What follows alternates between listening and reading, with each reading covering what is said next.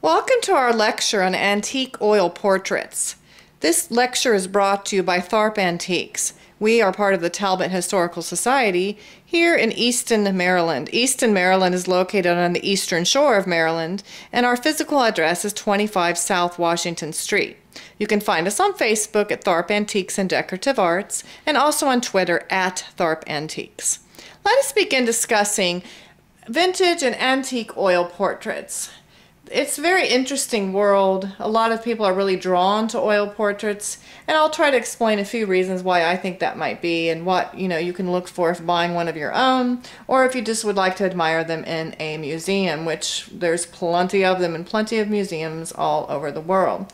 Oil paintings are something of a mystery to people if they don't know techniques of art, so let me explain just a couple of things about oil paintings that might help you understanding and appreciating art a little more.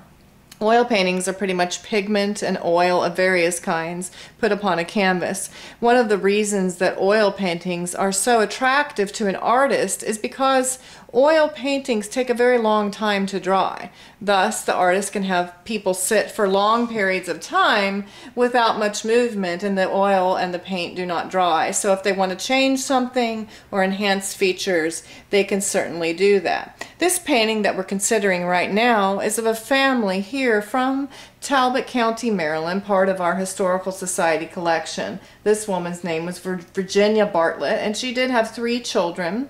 This was an affluent family, and there are some things that we can point out in antique oil portraits that are kind of a mainstay, even though this one is American. You can also see this in European portraits. So let me just point out a few things to you using this painting as an example. The girl is holding a doll. She has a bisque head, and she has a very nice outfit on. This is the way the portraitist did a representation of the wealth of the family. To have a doll of this caliber and clothing such as this, you had to have wealth and prestige in your community, and that is conveyed in the portrait. Also the infant's gown. It is very beautiful, and it's soft lace work and satin. So of course, again, you would have to be a person of affluence to be able to afford something such as this. The boy sitting to the right of his mother is holding a tablet and a writing instrument. This, conveys to me that he has had some education levels. He is probably going to some sort of school, and that, his life is looking bright and great. It also represents to me that she is taking care of her children. It's showing the love. There's a bit of a camaraderie between the child and the infant. So it's a very sweet touch to show that the family is happy, prosperous, and successful.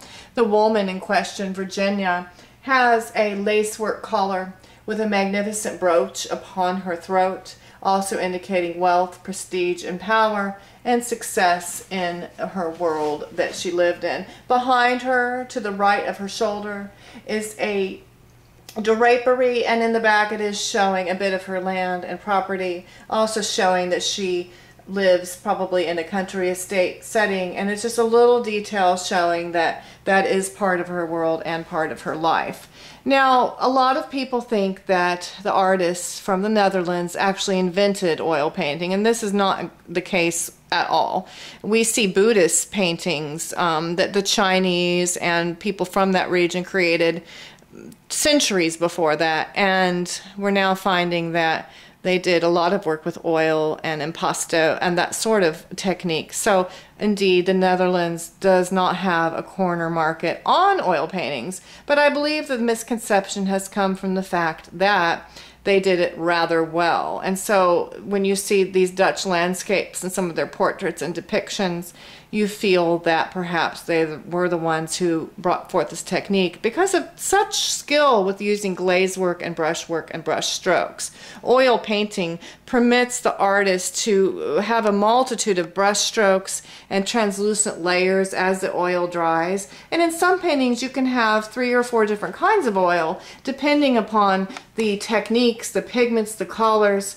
In this painting, you can see that she has a red background in juxtaposition to their black outfits. This, to me, indicates that the artist was looking for contrast and comparison to please the eye. In the overall scheme of this portrait, if I can back up here a bit, you can see that the center of the portrait is the mother, the matriarch of the family, with her children making a direct triangle into the portrait, with the essence and the focus going right on her face, down and over.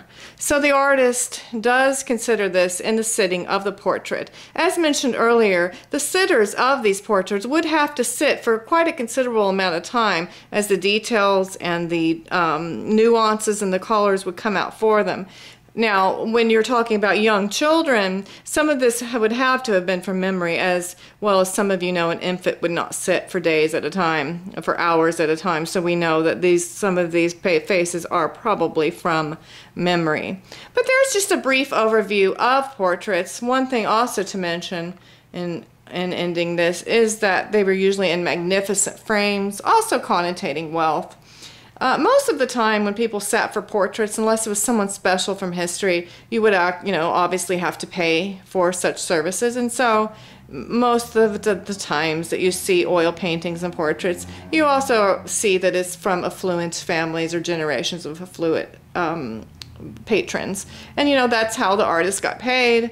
That's how the art world succeeded and flourished across Europe and many of the times from then. So I hope this gives you a little bit of information about oil paintings.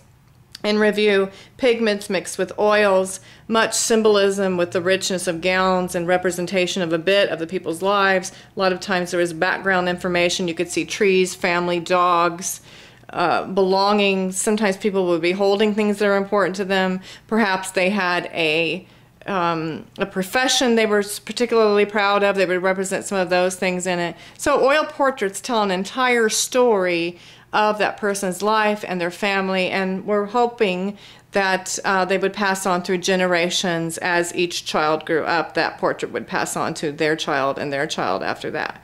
So I hope next time that you are in an antique store or a museum, you really stop to look at the symbolism and the techniques in oil paintings. It's definitely worth a consideration.